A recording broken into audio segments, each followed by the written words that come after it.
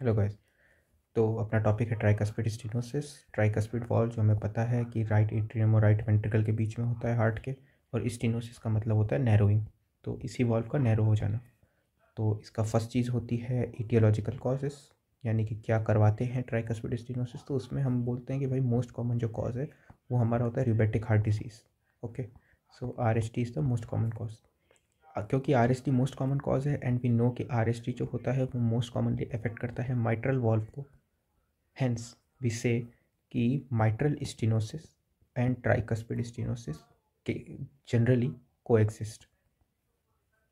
Okay, तो ये तो हो गया अपना एक स्टेटमेंट। अब आती है दूसरी बात। दूसरी बात यह है कि अब इसके अंदर हमें क्या दिखेगा। ठीक है, अब जैसे हम RST की भी बात करते हैं अगर, तो रूमेटिक हार्ट डिजीज़ के अंदर भी हम ये बोलते हैं कि सबसे कॉमनली जो वॉल्व इन्वॉल्व होता है वो कौन सा होता है, वो होता है माइट्रल। माइट्रल के बाद में होता है एओर्टिक वॉल्व, एओर्टिक के बाद में होता है ट्राइकस्पिड वॉल्व। तो दिस इज़ हाउ वी से कि this is the progression of the disease, कि अगर RST हो रहा है तो उसकी वजह से ये तीन चीज़ें हो सकती हैं। और समटाइम वी से लाइक ऑलमोस्ट नेवर इन्वॉल्व कौन सा होता है, वो होता है पल्मोनिक वॉल्व के। पल्मोनिक वॉल्व के ऊपर कोई इफेक्ट नहीं होता है in general rheumatic heart disease का। ठीक है, तो अब हम देखते हैं कि भाई हमें मिलता क्या है, क्या है इसके अंदर।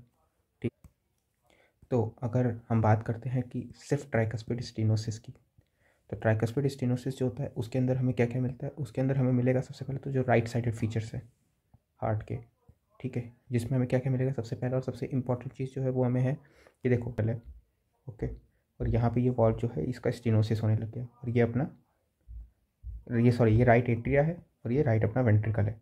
और यहाँ से पल्मोनरी आर्टरी जा रही है। फाइन। अब ब्लड क्या है, क्योंकि ये स्टेनोस होने लग गया है तो ब्लड जो है वो इधर जाना कम हो जाएगा। ठीक है, तो प्रेशर कहाँ बढ़ेगा, प्रेशर यहाँ बढ़ना शुरू होगा। तो क्योंकि राइट एट्रियम में प्रेशर बढ़ना शुरू होगा, तो राइट एट्रियम का हमें पहला फीचर क्या मिलेगा, right atrial congestion. Fine. Right atrial congestion अगर हुआ तो यहाँ पे हमारे पास क्या आता है, यहाँ पे हमारे पास आता है सुपीरियर और इन्फीरियर वेना केवा। ओके, तो सेकंड हमें क्या होगा, जब यहाँ पे कंजेशन बढ़ेगा तो बैक फ्लो शुरू होगा प्रेशर ट्रांसफ़र का। ठीक है, तो बैक फ्लो शुरू होगा तो हमारे पास दूसरा क्या आएगा, कंजेशन आएगा किसमें, SVC and IVC, superior vena cava and inferior vena cava. वहाँ से फिर वो प्रेशर कहाँ ट्रांसफ़र होगा, वहाँ से वो प्रेशर ट्रांसफ़र होगा हमारे लिवर के अंदर।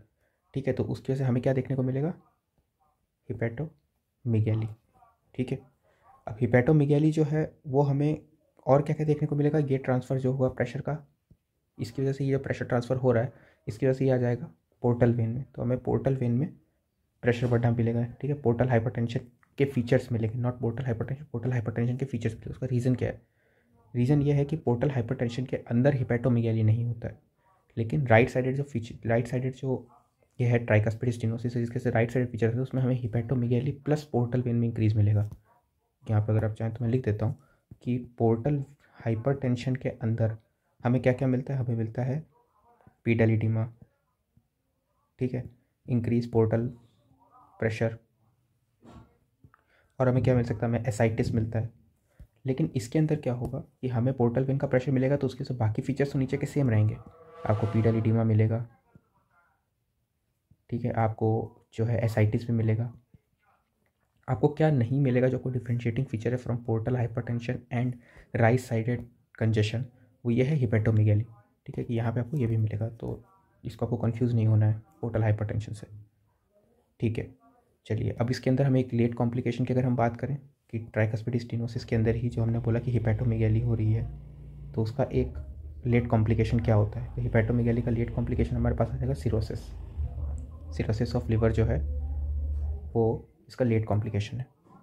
ओके, चलिए अब इसके बाद में, चलिए तो फिर हम इसके बाद में हमें क्या करना है कि हाँ, अब मैंने यहाँ पे एक स्टेटमेंट दिया था आपको कि ये दोनों साथ में कोएग्जिस्ट कर सकते हैं।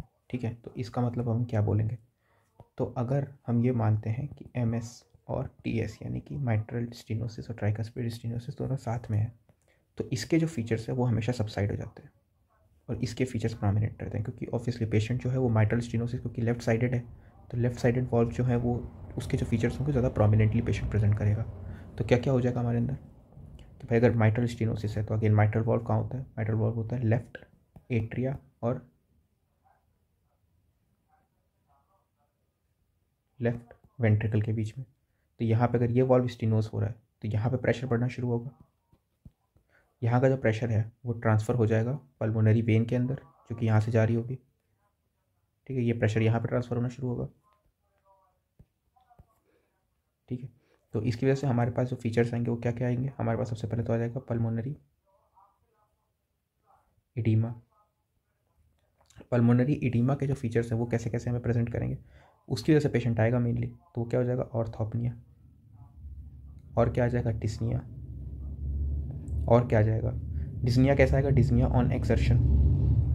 ठीक है, पल्मोनरी कंजेशन की वजह से। ठीक है, पल्मोनरी कंजेशन और इसकी वजह से। ठीक है, अच्छा, और क्या हो जाएगा, एक बात ये भी है कि जब यहाँ पे प्रेशर बढ़ रहा है तो यानी कि यहाँ पे ब्लड कम जा रहा है।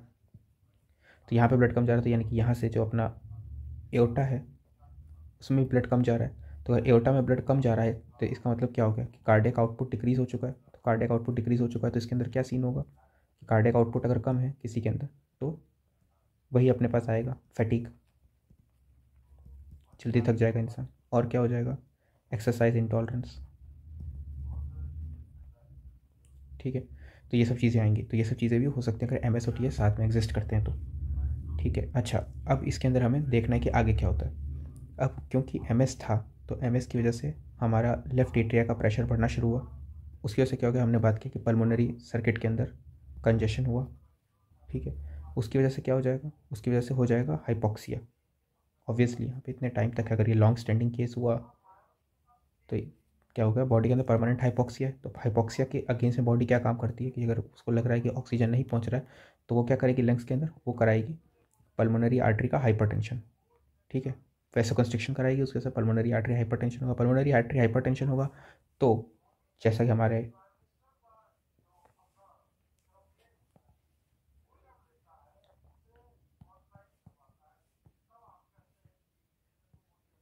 अगर यहाँ से प्रेशर जो है वो राइज अप होना शुरू हुआ तो वो पूरा सर्किट ट्रेवल करके यहाँ पे राइज अप करेगा प्रेशर, क्योंकि अब राइट वेंट्रिकल को against the higher pressure gradient which is in the pulmonary artery उसको काम करना है। तो यानी कि यहाँ पे प्रेशर अब बढ़ेगा। और उसके लिए क्या होगा, यहाँ पे प्रेशर कैसे बढ़ेगा, यहाँ पर इसके लिए इसका कंपनसेटरी हाइपरट्रॉफी होगी। तो पल्मोनरी आर्टरी का प्रेशर बढ़ने की वजह से हमें क्या मिलेगा, हमें राइट वेंट्रिकल की हाइपरट्रॉफी मिलेगी। लेकिन यहाँ पर एक चीज़ डिस्गाइज्ड है, जो चीज़ आपको ध्यान रखनी है वो ये है कि यहाँ पर वॉल्व है,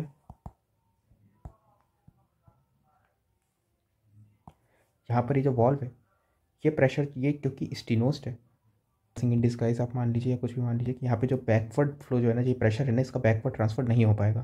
तो बैकवर्ड ट्रांसफर हो नहीं पाएगा तो कहीं ना कहीं एम एस और टी एस अगर साथ में एग्जिस्ट करे तो टी एस जो होता है वो एम एस के फीचर्स को कम कर देता है। पर होगा क्या, आपने उसके बाद में क्या किया, आपने इसका ट्रीटमेंट ले लिया। ठीक है, एम एस का।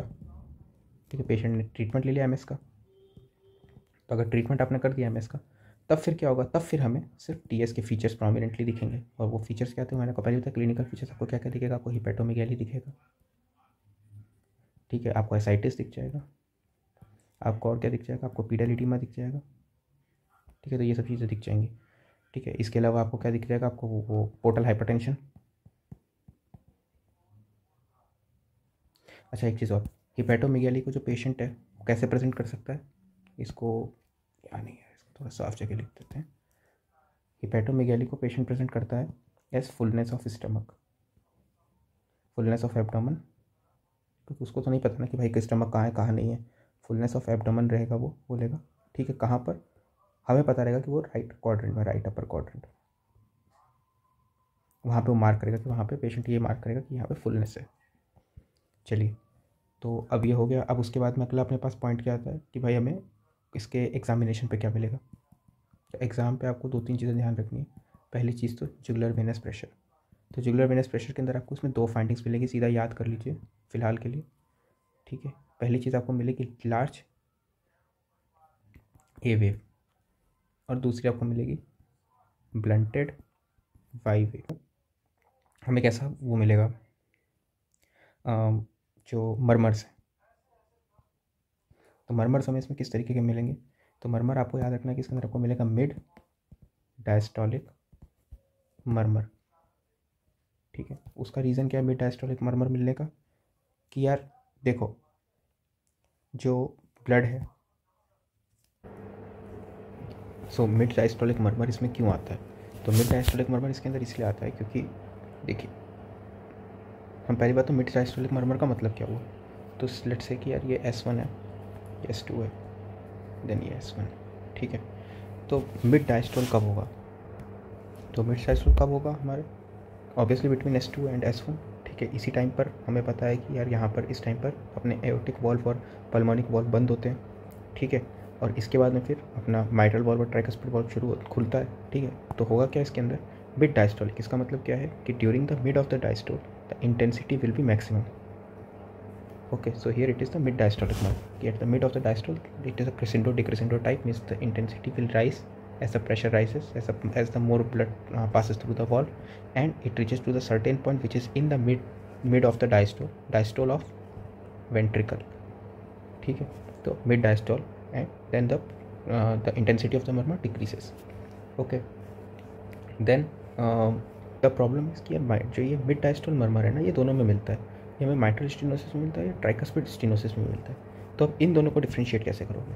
तो उसको डिफ्रेंशिएट करना बहुत ईजी है। क्या होता है कि एक थंब रूल याद रख लो कि all right sided murmurs increases in intensity while inspiration और ड्यूरिंग इंस्पिरेशन। कि जब आप सांस अंदर लोगे, आप पेशेंट को बोलोगे कि सांस लो भाई, ठीक है, डीप इंस्पिरेशन करो, तो ये मर्मर्स की जो साउंड है, जो इंटेंसिटी है, वो बढ़ेगी, ठीक है। तो जो भी राइट साइडेड मर्मर्स है, ठीक है, तो इसके अंदर तो क्या होगा, इसकी वजह से क्या होगा कि all the right sided murmurs का हमारे पास ये रूल आया, ठीक है। तो इसकी वजह से क्या होगा कि आप कैसे करोगे, आप पेशेंट को बोलोगे भाई तुम सांस लो, सांस लेते ही जो मर्मर्स जिसकी इंटेंसिटी बढ़ेगी, ठीक है, सांस लेते अगर मर्मर की इंटेंसिटी बढ़ गई, अगर मर्मर की इंटेंसिटी सेम रही तो इसका मतलब वो माइट्रल स्टेनोसिस का है, और अगर इंटेंसिटी बढ़ गई तो इसका मतलब वो ट्राइकस्पिड स्टेनोसिस का है। ओके, तो चलिए मर्मर की बात हो गई, ठीक है। अब आता है इसके अंदर कि आप इसके अंदर क्या क्या इन्वेस्टिगेशन करोगे, ठीक है। अच्छा, दूसरी एक बात और, ये मर्मर आपको मिलेगा कहाँ पर, ये मिड डायस्टोलिक मर्मर की हमने बात की, मिलेगा कहाँ पे, तो इसकी लोकेशन बहुत याद रखने वाली बात है, ठीक है। Left lower sternal border near xiphoid process. Okay, ये बात याद रखना कि left lower sternal border near xiphoid, आपको लोकेशन पता होनी चाहिए वरना मर्मर सुनोगे कहाँ, तो यहाँ पर, ठीक है। अब आता है हमारे पास में इन्वेस्टिगेशन, क्या इन्वेस्टिगेट करो। तो पहली चीज़ आप इसमें क्या करेंगे, आप ECG लेंगे, ठीक है, बेसिक। तो ECG के अंदर आप क्या करेंगे, ECG के अंदर आपको मिलेगा सबसे पहले, जो कि याद रखना है क्योंकि हमने क्या बोला कि वो सब कुछ एट्रिया और वेंट्रिकल के बीच में, तो हम इसमें क्या बोलेंगे, ठीक है। जब एट्रिया और वेंट्रिकल का सही बात है तो हम बात करेंगे सबसे पहले P वेव की, ठीक है, क्योंकि हमें पता है कि प्रेशर जो है वो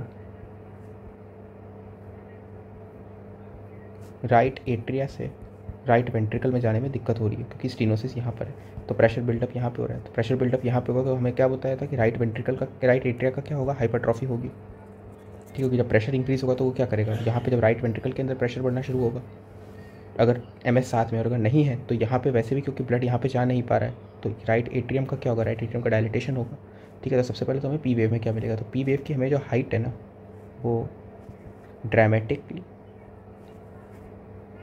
बढ़ी हुई मिलेगी, बहुत ज़्यादा, ठीक है। हाइट नॉर्मल हमारी P वेव की हाइट होती है 2.5 mm, ठीक है, जो हमें उसमें ECG में मिलती है, ठीक है। लेकिन यहाँ पे हमें क्या मिलेगा, यहाँ पे हमें मिलेगा जिसको हम बोलते हैं P पल्मोनेल, ठीक है। P पल्मोनेल का मतलब क्या हुआ कि आपके पास जो दो तरीके की लीड्स हैं जो आपको ध्यान रखनी है, पहली वैसे 3 तरीके की, लेकिन आपने जो इस चीज़ में ध्यान रखना उसमें है चेस्ट लीड, ठीक है, और लिम्ब लीड। फिर चेस्ट लीड्स के अंदर आपको P वेव मिलेगी मोर देन 2.5 mm, नॉर्मल कितना होता है, नॉर्मल हमें होता है 2.5 mm, तो इसके अंदर 2.5 mm से ज़्यादा मिलेगी, और लिम्ब लीड्स के अंदर ये मोर देन 1.5 mm मिलेगी। ओके, ठीक है, तो इसको हम बोलते हैं P पल्मोनेल और टॉल या फिर टॉल पीक्ड P वेव, ठीक है। अच्छा, एक चीज़ और, इस चीज़ को कंफ्यूज मत कर लेना हाइपरकैलेमिया के साथ में। हाइपरकैलेमिया में हमें मिलती है टॉल T वेव मिलती है उसके अंदर, इसके अंदर क्या मिल रही है P वेव, तो कंफ्यूज मत हो जाना, ठीक है। दूसरी चीज़ हम इसमें क्या करेंगे, भाई पेशेंट है तो सबसे पहले आप उसका वो करा दो चेस्ट एक्सरे। चेस्ट एक्सरे में हमें क्या पता है, हमें पता है राइट एट्रियम जो है वो डायलेटेड है, तब वो क्या मिलेगा, राइट एट्रियम का शेडो बढ़ा हुआ मिलेगा, ठीक है, आपको उसका शेडो दिखेगा अलग से। और उसके अंदर आपको क्या मिलेगा, आपको पता है कि वो प्रेशर बैक ट्रांसफ़र होगा तो सुपीरियर वेना केवा का शेडो बढ़ा हुआ मिलेगा, तो ये 2 चीज़ें हैं, ठीक है। और इसका ऑब्वियसली इन्वेस्टिगेशन ऑफ चॉइस क्या होगा, ट्रांसथोरेसिक इको, ठीक। ट्रांसथोरेसिक इको आप कराएंगे, ट्रांसथोरेसिक इको में आपको दिख जाएगा कि ट्राइकस्पिड वॉल्व जो है वो थिकेंड है, ठीक है। अब उसके अंदर नॉर्मली अच्छा हम क्या बोलते हैं कि भाई अब ट्रांसथोरेसिक इको के अंदर आप कब बोलेंगे कि यार इसको सीवियर ट्राइकस्पिड स्टेनोसिस है, ठीक है। तो सीवियर ट्राइकस्पिड स्टेनोसिस का क्राइटेरिया ये है कि जो क्रॉस सेक्शनल एरिया जो है ना, सेकंड, जो क्रॉस सेक्शनल एरिया जो है ऑफ ट्राइकस्पिड वॉल्व वो होना चाहिए लेस देन 1 सेंटीमीटर स्क्वायर, ठीक है। और या फिर क्या होना चाहिए जिसको हम बोलते हैं टी हाफ, ठीक है। टी हाफ का मतलब क्या होता है कि जो ब्लड जिसको जाना चाहिए, मतलब कि राइट एट्रियम से राइट वेंट्रिकल में जाने का जो ब्लड का टाइम है ना, वो होना चाहिए मोर देन 190 मिली सेकेंड, ठीक है। तो या तो 190 मिली सेकेंड से ज़्यादा टाइम ले राइट एट्रियम राइट वेंट्रिकल में ब्लड भेजने में, ठीक है। और उसका जो सेंटीमीटर स्क्वायर में अगर हम देखें तो लेस देन 1 सेंटीमीटर स्क्वायर होगा, तो इसको आप मानेंगे criteria for severe tricuspid stenosis, ठीक है। अब लास्ट आता है इसका ट्रीटमेंट पोर्शन कि आप इसका करेंगे क्या। तो सबसे पहले आपने क्या करना है, राइट साइडेड कंजेशन हमें पता है कि प्रेजेंट है, ठीक है। तो राइट साइडेड कंजेशन के अंदर आप क्या करेंगे, सबसे पहले तो आप इसका सॉल्ट रिस्ट्रिक्शन कराएंगे, ठीक है। सबसे पहले इसका सॉल्ट रिस्ट्रिक्शन कराएंगे। दूसरा क्या करेंगे, दूसरा इसको डायूरेटिक्स पे चढ़ाएंगे आप, ठीक है।